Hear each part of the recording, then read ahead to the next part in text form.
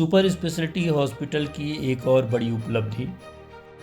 Super speciality hospital Rewa में फेफड़ों में खून के गुच्छे का किया गया सफल ऑपरेशन। रीवा में सुपर स्पेशलिटी हॉस्पिटल एवं यहां के चिकित्सक लगातार एक से बढ़कर एक उपलब्धि हासिल कर रहे हैं, जो रीवा व बिंद के लिए गौरव की बात मानी जा रही है। गत दिवस सुपर स्पेशलिटी हॉस्पिटल के कार्डियोलॉजी विभाग में पदस्थ चिकित्सक डॉक्टर एलपी सिंह एवं उनकी टीम ने सिंगरौली निवासी 24 वर्षीय मरीज का कठिन ऑपरेशन करने में सफलता हासिल की है। आपको बता दें कि मरीज में पॉलीसाइथेमिया नामक गंभीर बीमारी थी। इस बीमारी के चलते मरीज विगत 5 साल से परेशान था। कई बड़े शहरों में इलाज कराने का प्रयास किया, लेकिन आर्थिक स्थिति इतनी सुदृढ़ नहीं थी कि बाहर इलाज करा सके, इसलिए उसका इलाज नहीं हो सका। इसी बीच मरीज सुपर स्पेशलिटी हॉस्पिटल पहुंचा, जहां पदस्थ डॉक्टर एलपी सिंह ने मरीज की प्रारंभिक जांच करते हुए पाया कि मरीज का ऑक्सीजन लेवल 88% है, जिसकी वजह से हीमोग्लोबिन बहुत बढ़ जाता था। सिटी पल्मोनरी एंजियोग्राफी करने पर पता चला कि मरीज के फेफड़े में एक बहुत बड़ा खून का गुच्छा है।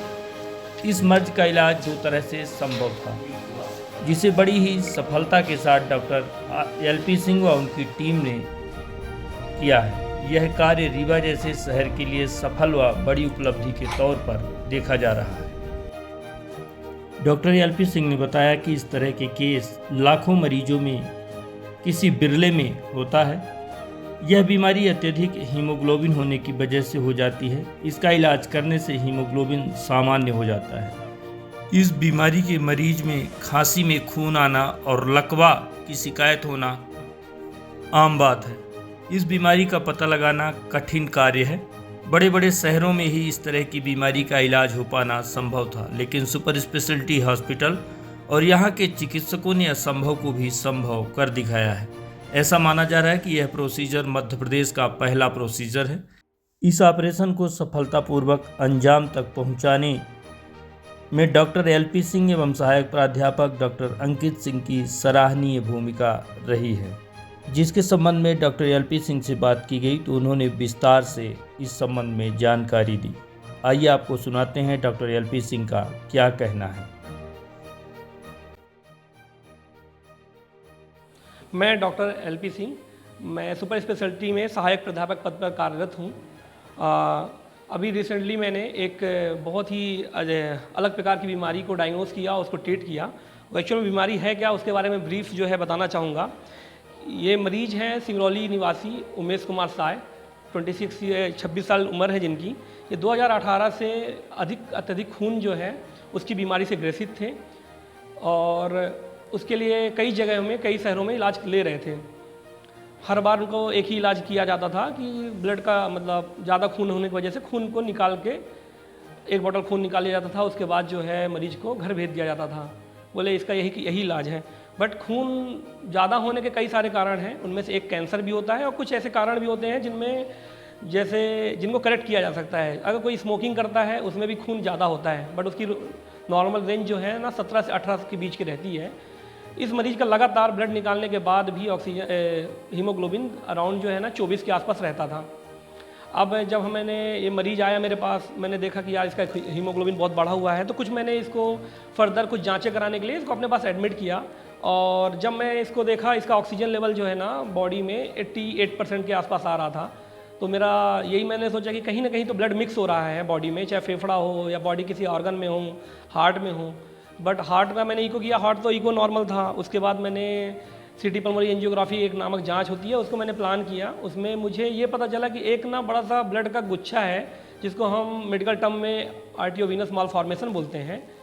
वो एक बड़ा सा गुच्छा ही एक कारण था जिसकी वजह से ऑक्सीजन लेवल जो है कम था। उसमें सीधा जो लंग में ब्लड प्यूरीफाई करने के लिए आता था, वो प्यूरीफाई ना होकर डायरेक्ट जो है हार्ट में सीधा जाता था। इस वजह से उसका ऑक्सीजन लेवल 88% था। उसके कंपनसेशन में हीमोग्लोबिन की जो मात्रा बहुत ज़्यादा थी। खून तो निकाल दिया जाता था, लेकिन जो कारण था उसको बेसिक ट्रीट नहीं किया गया, जिसकी वजह से हीमोग्लोबिन वापस बढ़ जाता था। फिर इसके लिए थोड़ा गुच्छा बड़ा था, नया केस था, सामान उपलब्ध नहीं था। फिर हमने इस सामान के लिए बाहर से कुछ कंपनी वालों से कुछ बात करके स्पेशली कुछ डिलीवरी सीट्स मंगाए, सामान मंगाया, और इसको हम लोग जांघ के पास से जाके इसको 2 प्रकार से इलाज किया जा सकता था। या तो ओपन ऑपरेशन करके पूरा फेफड़ा निकाल दिया जाए, एक पहला ऑपरेशन होता है। दूसरा, नई एडवांस टेक्नोलॉजी जो आई है उसका यही है कि वहाँ जाके आप एक छतरी डाल दो, जिसको हम लोग इंग्लिश में एम्प्लाजर वेस्कुलर प्लग बोलते हैं, उसको या तो आप इम्प्लांट कर दें, जिससे उस डक्ट को क्लोज किया जा सकता है। वो जो डक्ट है उसको क्लोज करने के बाद ऑक्सीजन लेवल बढ़ जाता है। हुआ भी ऐसा, जब हम मरीज को एडमिट किए थे तब उसका ऑक्सीजन लेवल 89% से 89% का जो ऑक्सीजन लेवल है 96 से लेकर 98 के बीच में रहता है। और इस कारण को हमने ठीक करने के बाद पूरी उम्मीद है कि इसका मरीज को जो भी है वो फ़ायदा 2 से 3 महीने के बाद आपको देखने में समझ में आएगा। जब और बीसी जो है ना बनेगी नहीं तो आपको समझ में आएगा। और ये इलाज जो है अपने सुपर स्पेशलिटी में रीवा में हुआ, और ऐसे केसेस जो है ना बहुत ही रेयर हैं, 5 लाख में से 1 केसेस ऐसे मिलते हैं। कभी कभी ये केस डायग्नोज भी नहीं होते हैं। अब यही मरीज है 5 साल से घूम रहा है, इसको डायग्नोज नहीं हुआ, तो थोड़ा सा समय देने पे हमने इसको डायग्नोज किया, इसको ट्रीट किया। और ऐसा मतलब आपको चाहे आप कहीं भी जाएं, इंदौर चाहे जो भी बड़े सेंटर्स में जाएंगे, आपको ऐसे केस मिलेंगे ही नहीं। ठीक है सर, ऐसे पहले भी केस मिल चुके हैं क्या अपने मध्य प्रदेश या इंडिया? नहीं, एक्चुअल में बहुत रेयर केसेस हैं। जैसे मैं एक्चुअल में 8 से 10 साल में खुद हो गया मुझे काम करते हुए, मैंने ऐसा कोई केस नहीं देखा। और इसलिए मेरे को खुद भी मैं डायग्नोस भी किया, उसको ट्रीट भी किया। इट इज़ मतलब मेरे लिए एक बहुत बड़ी अपॉर्चुनिटी है, और शायद हो सकता है मुझे फ्यूचर में भी ना मिले। उसके लिए तो जरूरी है कि पेशेंट पहले आए, फिर आप उसको थोड़ा टाइम दें, और फिर उसको कोई जरूरी नहीं है कि ये केस मिले। एक तो एक कारण मिल गया कि हीमोग्लोबिन का है, अगर ये कारण नहीं होता इसका तो फिर दूसरे कारण ये होते हैं कि भाई हम कैंसर ही होता है पॉलीसाइथीमिया वेरा, तो उसको हम लेवल कर देते तो फिर उसको कोई इलाज नहीं है। उसके लिए कुछ दवाइयाँ आती हैं कैंसर का ट्रीटमेंट चलता है। तो बेसिकली ये है कि आपको पहले किसी को लेवल करने से पहले कि उसको कैंसर है या ठीक नहीं हो सकता, वो कारण ढूंढें जिसको हम लोग ठीक कर सकते हैं। तो जिसमें ये कारण एक ऐसा था जिसको हम ठीक कर सकते हैं, और इसकी लाइफ जो है ना आगे अच्छी हो सकती है। जब आपने ये डायग्नोज किया तो किस तरह की कठिनाइयाँ आई, और सामान मतलब जो इसमें हाँ एक्चुअल में क्या ये जो दो इम्यून मालफंक्शन 2-3 प्रकार के होते हैं। छोटे होते हैं जिनमें मरीज को सिम्टम्स नहीं होते। ये बहुत बड़ा डक्ट था, बहुत बड़ा गुच्छा था, जिसकी वजह से सेंटिंग बहुत सारा ब्लड जो है डायरेक्ट हार्ट की तरफ डाइवर्ट हो रहा था, प्यूरीफाई ना होके।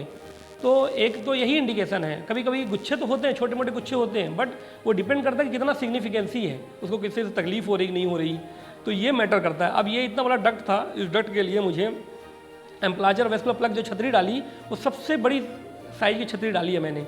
मतलब मीन्स उस कंपनी जो है ना 20 से ज़्यादा डिवाइस बनाती ही नहीं है, और उसके डिलीवर करने का जो सिस्टम है वो भी एक तो रेयर केस, उसमें से डिलीवरी सीट कहाँ अवेलेबल है, उसको फिर मैंने कंपनी वाले से बात की पर्सनली कि भाई उसको मुझे चाहिए और मुझे केस करना है। उन्होंने भी हेल्प की मुझे, कुछ केसेस के लिए लोग सपोर्ट भी करते हैं। तो ये इस वजह से ये केसेस पॉसिबल हो पाया है।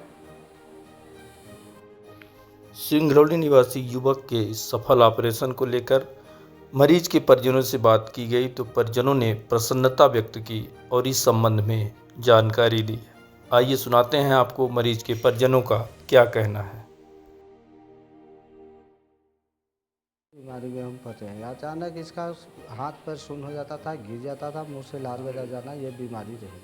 हमने इसका दवाई जो है कि करवाई अपने सिंगरौली ज़िला के शासकीय हॉस्पिटल में, और वहाँ नहीं ठीक हो पाया। फिर NTPC हॉस्पिटल में वहाँ भर्ती नहीं किए, फिर वहाँ से लेकर ले गए अंबिकापुर में SK टोपो साहब बड़े डॉक्टर साहब थे, वो 18 दिन तक भर्ती करके इसका दवा इलाज कराए, लेकिन वो एक वाटर खून भी निकलवाए, थोड़ा राहत मिली, वहाँ से राहत से हम लौट आए, लेकिन ठीक नहीं हो पाया। फिर हमसे जो है कि सन 20 में फिर जाकर बैरहन शासकीय चिकित्सालय में फिर दवाई करवाए। गंगा वैश्य एक डॉक्टर हैं, उनसे दिखवाए और बराबर दवा लेते रहे। फिर भी वो दवाई कराने से जो है कि इसकी बीमारी का पता नहीं चला कि आखिर क्या है। और हर 3 महीने 2 महीने के अंदर इसका खून निकलवाते गए। बताए कि ऐसा खून निकलवाते जाइए, इसका हीमोग्लोबिन गड़बड़ है और खून निकलवाते जाएंगे तो ठीक हो जाएगा, कोई इलाज की ज़रूरत नहीं, बाकी सर्जरी इसकी ठीक है। यही कह करके 3 बार फिर सिंगरौली में खून निकलवाए, लेकिन ठीक नहीं हुआ। अंतिम में जब उनसे पूछा गया कि सर जिस लेवल से निकाला जाए, और उससे वे थे उन्होंने आपकी मशीन उतने लेवल बताती है, तो ये क्या बात है। तो इसमें थोड़ा विचार करके फिर चेक करके बताए, फिर ये बताए कि जबलपुर के डॉक्टर साहब आ रहे हैं, हम उनसे थोड़ा सा चेक करवा लेते हैं। फिर जब गए यहाँ तो वहाँ उनसे चेक करवाए, 2000 रुपया जमा करके चेक करवाए, और चेक करवा करके वो ये लिखे कि इसके दाहिने भाग में हृदय में थोड़ा सा कुछ फोड़िया जैसे महसूस हो रहा है। आप दवाई लिख दे रहे हैं, वो दवाई आप चलाएंगे तो हो सकता है ठीक हो जाएगा और कुछ नहीं करना पड़ेगा। ये मान करके हम 1 महीना तक वो दवाई का इलाज कराए। लेकिन हमारे यहाँ शासन पावन प्रोजेक्ट के चल रहा है, उसमें कुछ इंजीनियर बताए कि आपका ये इलाज यहाँ नहीं हो पाएगा, आप बाहर चले जाइए, और वो लिख करके भी दिए कि आप बाहर जाए। तो बाहर के हम तलाश विचार खोजबीन करने लगे कि वहाँ कैसे पता करें, कहाँ जाएं। तो ये कमलोरी में इस लड़के का साला है, वो भी उसी प्रोजेक्ट में वो अपना ड्यूटी करते हैं। उनका नाम है मनोज शाह। वो जब पता पाए तो उनसे वो यहाँ का पता एक है डॉक्टर विजय शाह, उनका उनसे कहीं से पता रहा होगा या नंबर उनसे पास था, वो वही फ़ोन करके बताए कि अपना ले करके इसको विजय शाह के पास चले जाइए रीवा हॉस्पिटल में, आप आपका सारी व्यवस्था करके इलाज हो जाएगा। मैं उसी के सहारे उसी पाते पर आपके यहाँ रीवा हॉस्पिटल में आए, और यहाँ आने के बाद ये सर से हम भेंट हुआ है और मुलाकात होकर हमने बाकायदे से यहाँ 14 दिन तक रहे। उस दौरान में एक ऑपरेशन हुआ। उस ऑपरेशन से क्या हुआ था कि वो जो फोड़िया पहुँची निकली वो उसका किए, लेकिन 6 दिन तक यहाँ पर बराबर चेक हुआ, लेकिन मिला नहीं। पता नहीं कैसे कैसे डॉक्टर साहब खोजते खोजते 7वां रोज़ ही मरीज मिला है, और 7वां रोज़ आकर के बताया कि बेटा अब चिंता की बात नहीं है, जो बीमारी का है वो हमने जड़ पा लिया। बड़ी संतुष्टि हुई, और 8वां रोज़ ऑपरेशन कर दिए, 8वां का 9वां रोज़ से। फिर 14वें रोज़ हमको यहाँ से छुट्टी भी मिल गया। वो फेफड़ा में जो है कि पानी का छिद्र हो गया था, ये बता करके पहला ऑपरेशन हुआ। फिर बताए कि बेटा यह वही चले जाओ, अभी सामग्री नहीं है, 10 दिन के बाद पुनः आ जाना और सामान आन करके पुनः ऑपरेशन करना पड़ेगा। तो फिर हम 10 दिन के लिए घर गए, और 10 दिन के बाद जब फ़ोन हमारे पास फिर सर किए, और हम तुरंत लेकर के यहाँ भागे आए, और आए तो फिर दोबारा आए ऑपरेशन करके। इसका जो है कि अब कैसे किए हैं डॉक्टर साहब, वही भगवान है हमारे लिए सर। अभी तबीयत ठीक है, परसों दिन ऑपरेशन हुआ है, और आज सर जी सबके सामने इस बच्चे को हिठा दिए, और इसकी धड़कन समस्या बिल्कुल शांत है, बिल्कुल लड़का का जी फ्रेश हो गया है सर। हम बहुत खुश हैं। भगवान भला करे कि ये डॉक्टर साहब ऊपर रहे कि इस लड़के का ज़िंदगी बना दिए। सर हम इतना हताश थे कि इस बच्चे से हम जिंदगी के लिए हाथ धो बैठेंगे सर, नहीं पाएंगे, लेकिन डॉक्टर साहब की देन है कि बच्चे को बचाते। मैं उनका जीवन पर आभार हूँ सर। आयुष्मान कार्ड वो जमा करके भर्ती अपने हाथ से किए डॉक्टर साहब, और सारी समस्या करिए, हमसे कुछ लेना देना कोई बातें नहीं थी, और बच्चे को चलाते हैं।